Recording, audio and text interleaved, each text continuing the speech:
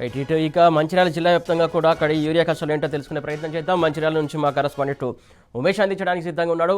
ఉమేష్, చెప్పండి, మంచిర్యాల జిల్లా వ్యాప్తంగా యూరియా కష్టాలు ఏంటి, పరిస్థితి ఎలా ఉన్నాయి?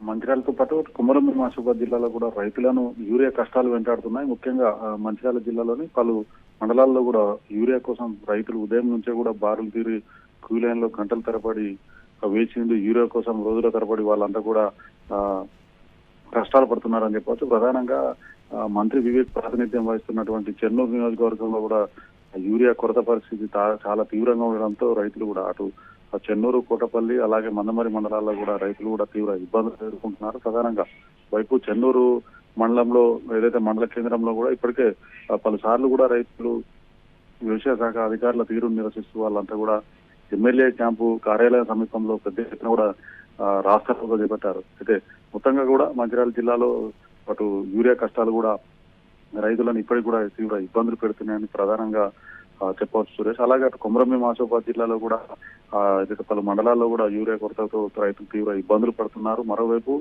రైతులు ఇంతగా ఇబ్బంది పడుతున్నప్పటికీ అధికారులతో పాటు సొసైటీ సభ్యులు కూడా యూరియాను పక్కదారి పట్టిస్తున్నారన్న ఆరోపణలు వినిపిస్తున్నాయి. రెబ్బెన మండల కేంద్రంలోని వ్యవసాయ సహకార సంఘం కార్యాలయం నుంచి దాదాపు 43 యూరియా బస్తాలను ఏదైతే పక్కదారి పట్టించారంటూ సొసైటీ సిఇఓ కేశవరావుపై రైతులు తీవ్ర ఆగ్రహం వ్యక్తం చేస్తూ వాళ్ళంతా కూడా సొసైటీ కార్యాలయం వద్ద కూడా నిరసన చేపట్టారు.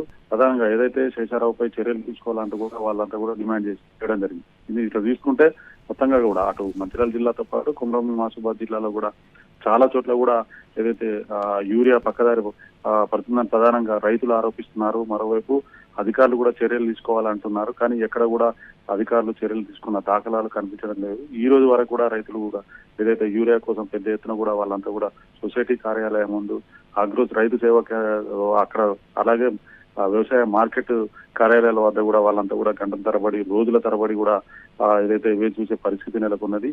ప్రధానంగా అటు సిరిపూర్ నియోజకవర్గంలో కూడా నెలల తరబడి టోకెన్లు ఇచ్చినటువంటి ఏదైతే సందర్భాలు కూడా రైతులు ఆగ్రహం వ్యక్తం చేస్తున్నారు.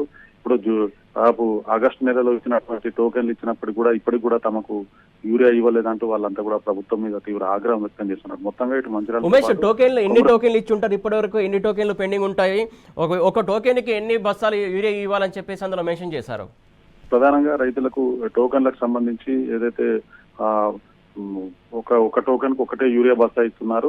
అటువంటిది ఒక్కొక్క రైతుకు యూరియా బస్తాలు ఏదైతే వాళ్ళకు సంబంధించి ఎకరాలకు సంబంధించి ఆ యూరియా బస్తాలు అవసరం ఉన్నప్పటికీ కేవలం ఒక యూరియా బస్తానే ఇవ్వడంతో పాటు అటు వ్యవసాయ పనులు అన్ని కూడా వదిలేసి రైతులందరూ కూడా కుటుంబ సభ్యులు కూడా వచ్చి క్యూ లైన్ లో నిల్చున్న పరిస్థితి ఉన్నది. అటు వ్యవసాయ పనులు సాగక ఇటు యూరియా బస్తా దొరకక రైతులు కూడా తీవ్రమైన ఆగ్రహం వ్యక్తం చేస్తున్నారు. రాష్ట్ర ప్రభుత్వం గతంలో తాము 10 సంవత్సరాలు కూడా ఎన్నడూ కూడా ఇలాంటి ఇబ్బందులు పడలేదని, ఏదైతే ఆటోలకు కానీ వాళ్ళకు డబ్బులు ఇస్తే నేరుగా వాళ్ళే తీసుకొని వచ్చి తమకు ఇంటి వద్ద యూరియా బస్తాలు 10 ఏళ్లలో ఇచ్చారని, ఈ సంవత్సరం అయితే కాంగ్రెస్ పార్టీ అధికారంలోకి వచ్చాయో తమకు యూరియా కష్టాలు తీవ్రమయ్యాయి అంటూ కూడా రైతులు ఆగ్రహం వ్యక్తం చేస్తున్నారు. ఇప్పటికైనా కూడా ఏదైతే రాష్ట్ర ప్రభుత్వం రైతులను ఇబ్బంది పెట్టకుండా ఏదైతే రైతులకు కావాల్సిన యూరియాను వెంటనే సరఫరా చేయాలంటూ ప్రధానంగా వాళ్ళంతా కూడా రైతులు డిమాండ్ చేస్తా ఉన్నారు. Suresh, thank you Umesh.